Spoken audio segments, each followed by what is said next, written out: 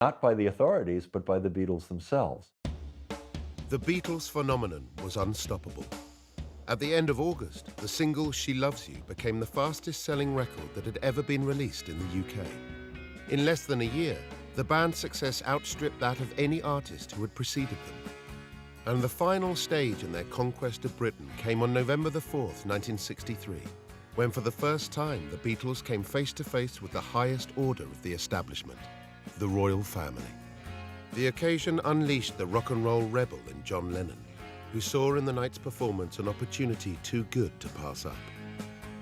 John, in this royal variety show, when you're appearing before royalty, your language has got to be pretty good, obviously. This thing about Ted Heath saying that he couldn't distinguish.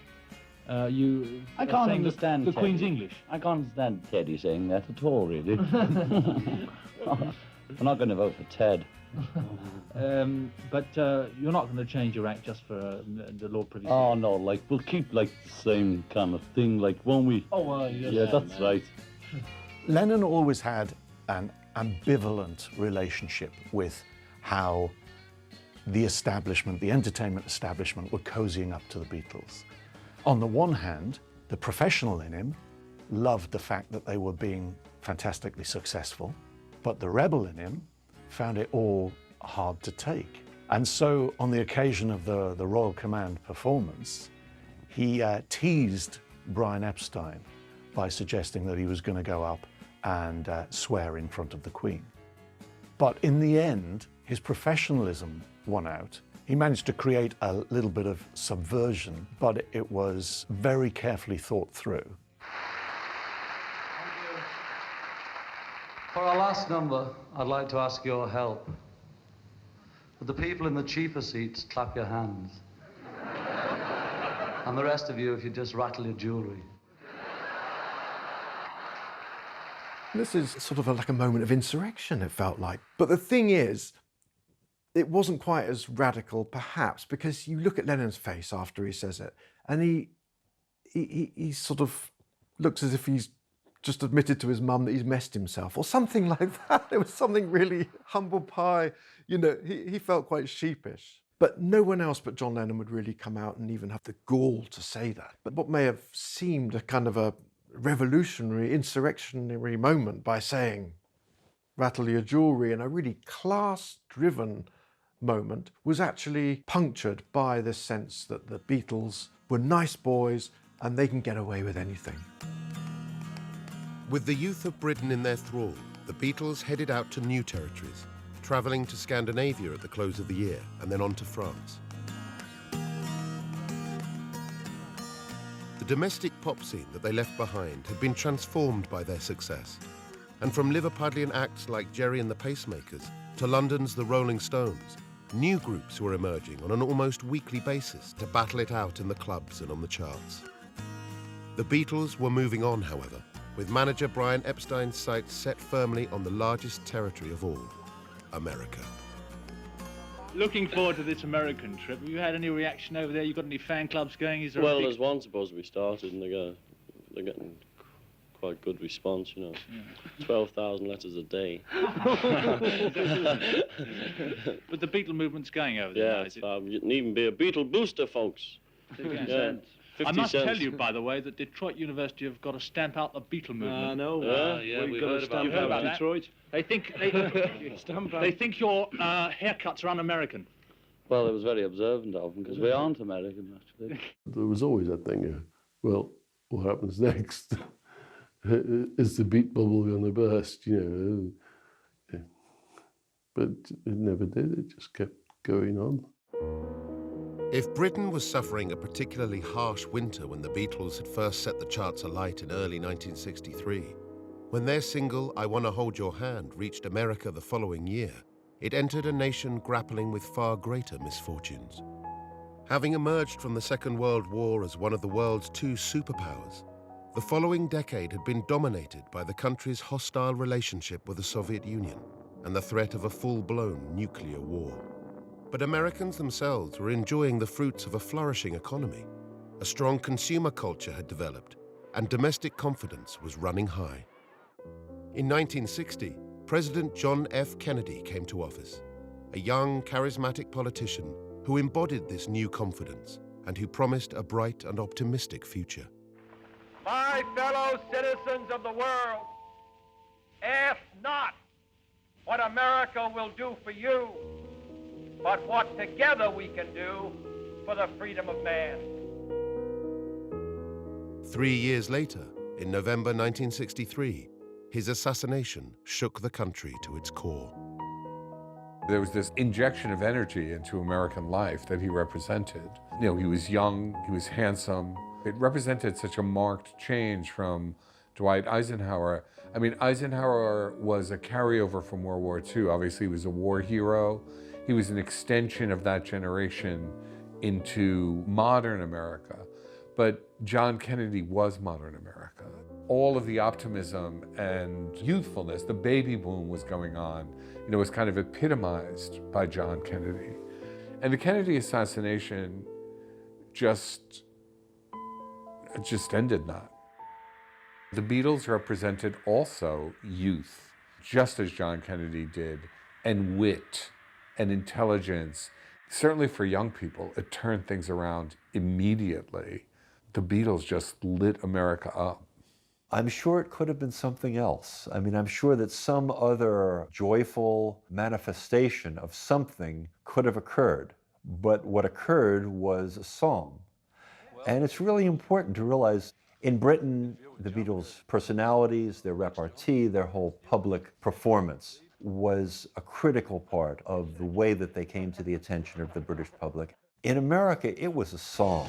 Oh yeah, I'll tell you something. I think you'll understand when I say that something. I wanna hold your hand. I wanna hold. It was the perfect vehicle to come into this traumatized national atmosphere. What is a dominant quality of the sound of John Lennon and Paul McCartney singing together? Joy. Joy in performance. Joy in listening to one another's voices. Joy in whatever kind of reinforcement is going on here. That's painting with really broad strokes. There's nothing subtle about that. There is no question the Beatles changed everything immediately. And I Want to Hold Your Hand made a gigantic impact. And then, of course, I mean, the floodgates opened, and not only with one great Beatles song after another, but, you know, the British invasion. I mean, the Beatles just knocked the door down. What the Beatles had done to Britain, they were now doing to America. Released at the close of 1963, within 2 months, I Want to Hold Your Hand had sold more than 1 million copies and became the band's first #1 single in the US. A week after they topped the charts, John, Paul, George and Ringo crossed the Atlantic and arrived in New York City to greet a new set of screaming teenage fans. They were also met by members of the press keen to understand this foreign phenomenon, and the group introduced them to their unique brand of informal humor, as rare in America as it had been in Britain. There's no question that the way they dealt with the press was original. It was quite clear that they were not like anything else. How smart they really were, how funny they were. I mean, John and Paul in particular were extremely intelligent, articulate, original people. And George was also a very droll guy, and Ringo was sort of a natural clown who was just that quick, that smart, who was a pop star. I mean, I must be forgetting somebody, but damned if I can think of who it would be. Do you think of your records as funny records? No, music, we think that it's funny and peculiar that they should be hits after such a long time. Do you feel they're musical? Obviously they're musical because it's music, isn't it? Our instruments make music, and it's a record, even It's musical. Classical. Musical. It's music, isn't it? That's music too. It's good, he knows music. All right, but what do you call it? Do you call it Boston rock and roll? We don't. We try not to define it because we get so many wrong classifications of it. It's no use. We just call it music. So even if you don't. With a question mark. Pardon? With a question mark? No, we need the physics. With an exclamation mark. The underlying message of the Beatles' wit in their press conferences was about a youth movement. that wasn't going to be determined by old people. From the point of the Beatles' arrival, they completely reinvented how culture works. Before that, everything, fashion, movies, music, it all was top down. It all was, what grown-ups liked, and then it filtered down to the kids. After a year or two, suddenly it was young people who were determining everything. That started with the Beatles. Having broken all previous sales records in Britain the year beforehand, by April 1964, the band made Billboard Hot 100 history by becoming the only act ever to occupy the first 5 positions on the chart.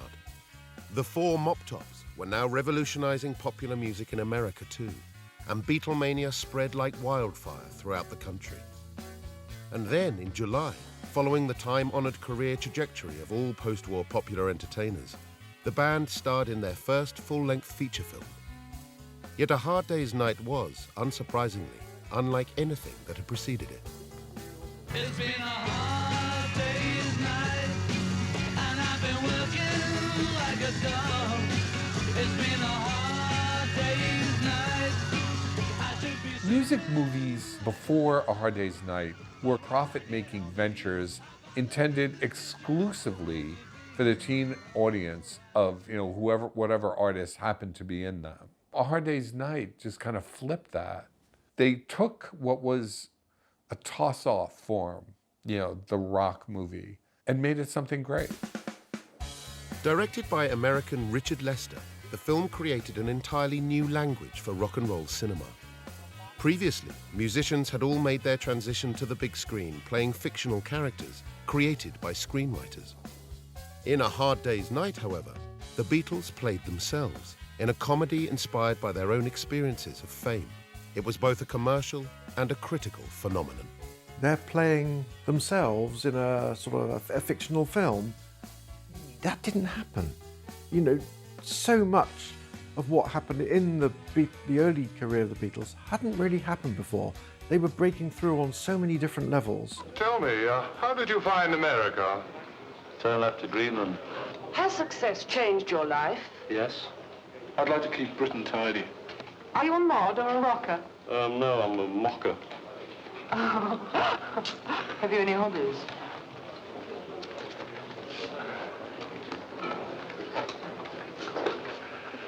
As I see it, it's really A Hard Day's Night that establishes them as something completely new and interesting beyond your wildest imaginings. I don't snore. You do, repeatedly. Do I snore, John? Yeah, you're a window rattler, son. It's just your opinion. Do I snore, Paul? Well, a trombone hooter like yours would be unnatural if you didn't. No, Paulie, don't mock the afflicted. Oh, come off it. It's only a joke. It may be a joke, but it's his nose. He can't help having a hideous great hooter. And the poor little head trembling under the weight of it. This was not the rock and roll movie that you were expecting to see, not at all. And although their wit had always been clear, they were always funny on the microphone, its irreverence, and its irreverence about themselves, was just completely unprecedented. And of course, it just made them seem even more godlike. And while the Beatles embarked on a substantial US tour in the summer of '64, back in Britain, the whole country was evolving in their wake. Following the sex scandals of the previous year, the nation had turned against the establishment and voted in the Labour government of new Prime Minister Harold Wilson, a man who seemed to represent the voice of a younger, more progressive United Kingdom. Harold Wilson actually became leader of the Labour Party around the same time that the Beatles were just having the first stirrings of huge success. He was Northern, let's not forget that. So this was, again, part of this big Northern powerhouse. You had the Beatles on the popular culture sense, and then you had Harold Wilson, who was reflecting modernity in the political sense. We're thrusting into a new world. We were behind Europe in the 50s. The Tories had let us down. He wanted to, let's get modern, like the Italians, like the French, like the Germans, let's get working. And let's make everyone enjoy the fruits of the success.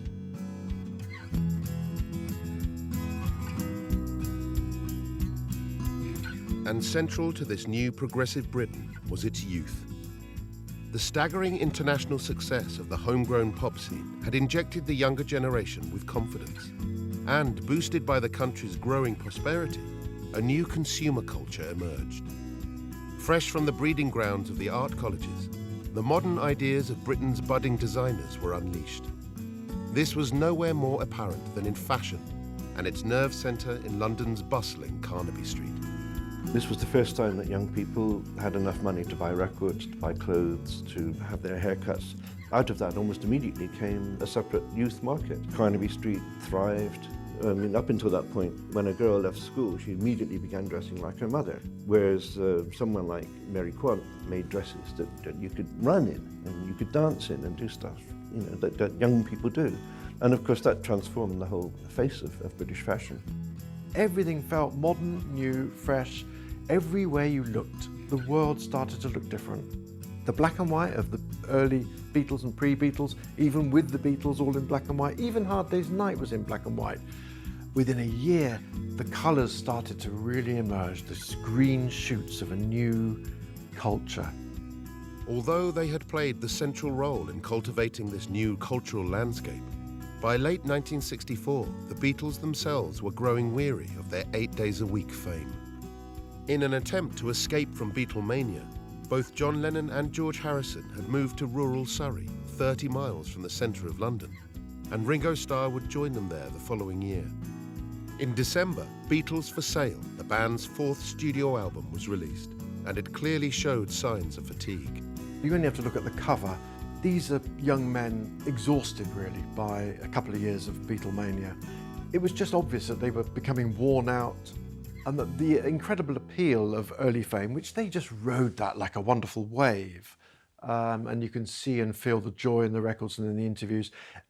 By Beatles for Sale, it's losing its luster quite quickly. Yet the onward march of youth culture would soon revive the band. While the kaleidoscopic colours of Carnaby Street were in full bloom, a more experimental subculture was developing in West London, the leaders of which would soon cross paths with the Beatles. Inspired by avant-garde literature, art and music, this loose group of artists and artisans lacked a sense of community. In June 1965, however, Barry Miles, the manager of renowned independent bookshop Better Books, arranged a momentous poetry event at London's Albert Hall, featuring Allen Ginsberg and other leading American beat writers. It was of huge significance, uniting the various creative clans of an emerging British counterculture.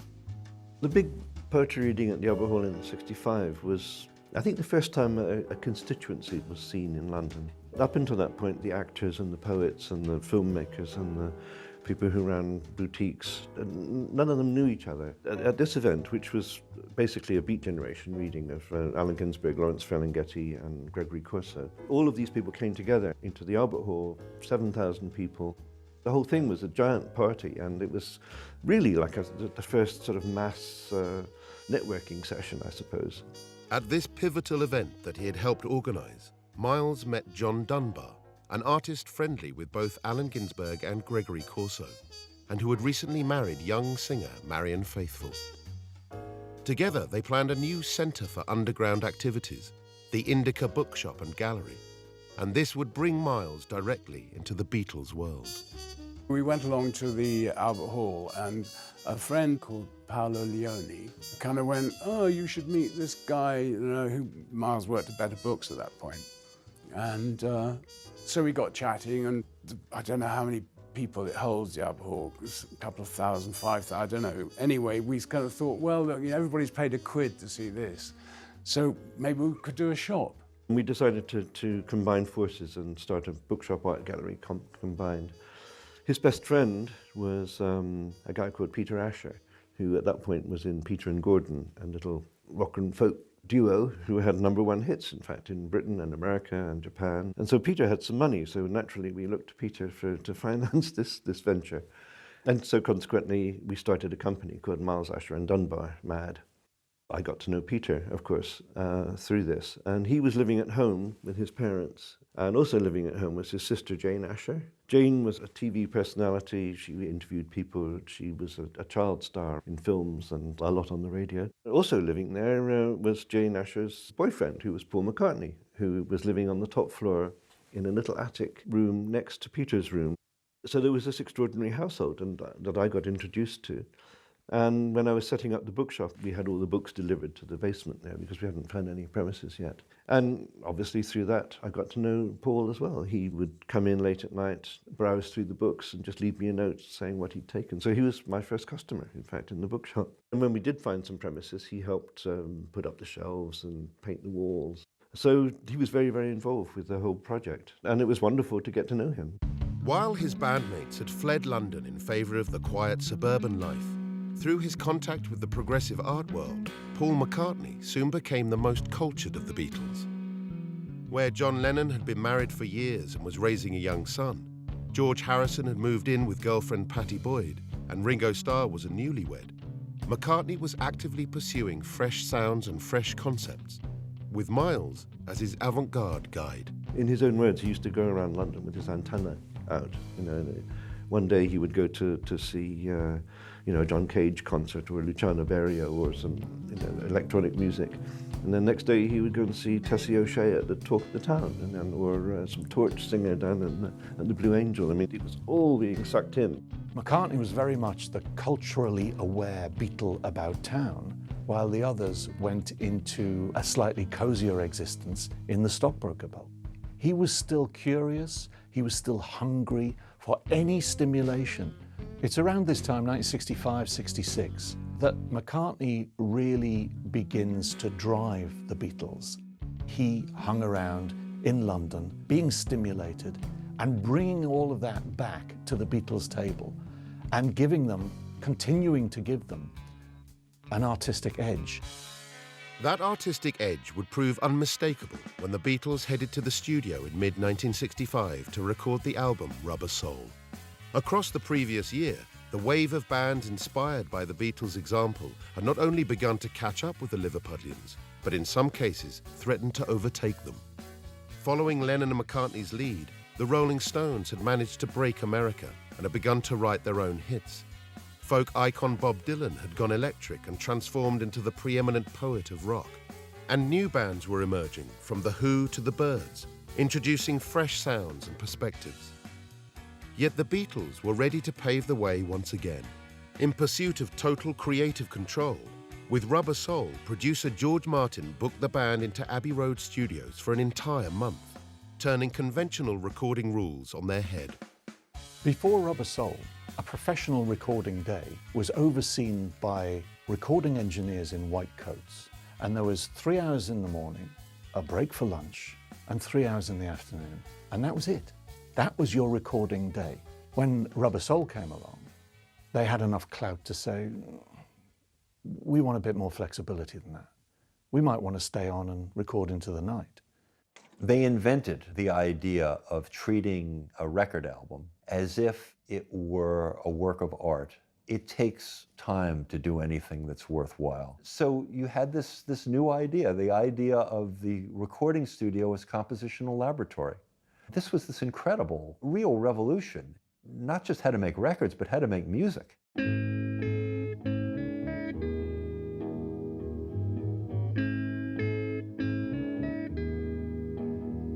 There are places I remember.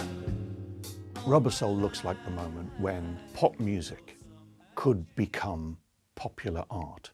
The whole album had a sense of being an artistic statement. Brian Wilson himself of the Beach Boys said, when I heard Rubber Soul, I knew that's how good pop records could be. They could be a whole artistic world. That's how good Rubber Soul was. Is there anybody going to listen to my story? All about the girl who came to stay. She's the kind of girl you want so much it makes you sorry. Still you don't regret a single day. A girl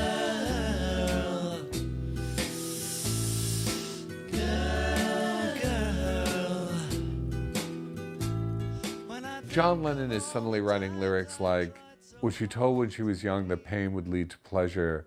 Did she understand it when they said that a man must break his back to earn his day of leisure? Will she still believe it when he's dead? I mean, that's in a song called Girl. Those aren't pop song lyrics. That gave Rubber Soul just a very different feel.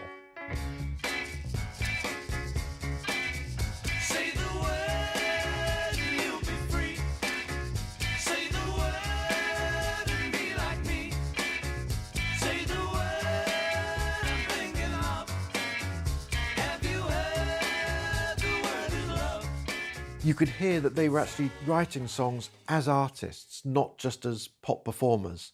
So you had songs like The Word, which is an extraordinary song for 1965. Say the word and that word is love. You know, this is 2 years before The Summer of Love. The despair of Beatles for sale, and there they are now reaching out for something that they've picked up on something else. And just as Rubber Soul re-established the band's musical superiority, the four young Northern radicals were officially recognized by the British establishment. Having already received the highest accolades from the entertainment world, in October 1965, they were invited to Buckingham Palace to meet the Queen.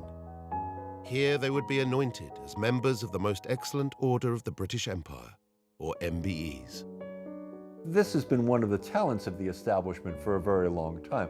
In fact, this is what the MBEs and knighthoods and all sorts of things like that were all about. That at a certain point, renegades need to be brought into the fold. But it's at that very moment that they now, because they were always importing musical influences, but they also become a conduit for imported American influences in these other fields that they're getting interested in. Miles is turning them on to Ginsberg's poetry. Robert Fraser is turning them on to American pop artists, things like this. They become citizens of the world. And so it's perfectly appropriate that at that very moment, the British establishment should say, time for you to come to Buckingham Palace and be certified as representatives, as members of the British Empire. John, had you met the Queen before? No, first time. What did she think of you in the flesh? Did she tell you? No, she's not going to say either way, but she seemed pleasant enough to us, made us relaxed. Oh, now you've got this, do you feel that you're becoming part of the establishment, as it's so called? No, don't feel any different. I still feel just exactly like before. Feel exactly the same. You feel exactly the same. It was a recognition that the pop world had come of age. They were the aristocracy of the pop world, of pop culture, of working class culture. And so it was sort of inevitable in a way that they would be rewarded in the spirit of the new sort of democracy. But also it closed a chapter because from then on, they went off and did it their way, which wasn't the establishment's way. In fact, it was the beginning of a period of great antagonism with the establishment and pop culture. And the Beatles, as usual, were pretty much at the center of that. The Beatles' position at the center of these new developments in youth culture was crucial to their evolution over the next 2 years. With McCartney now closely affiliated with key players in London's underground artistic scene, and with similar movements in both New York and Los Angeles influencing American musicians, the stage was now set for more radical ideas to enter the mainstream. And as these were developing, a new drug and a new figurehead were gaining prominence on both sides of the Atlantic. The message is very simple. 6 words. Turn on, tune in, drop out.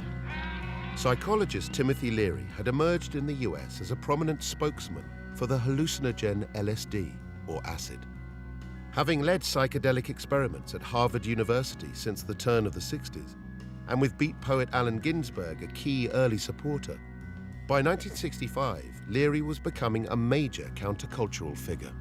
Tim Leary was a psychiatrist, psychoanalyst, psychotherapist. He claimed, I think, to have something like 7 PhDs. He was a professor at Harvard who began working originally with psilocybin before he got onto LSD as a way of treating prisoners and treating mental illness.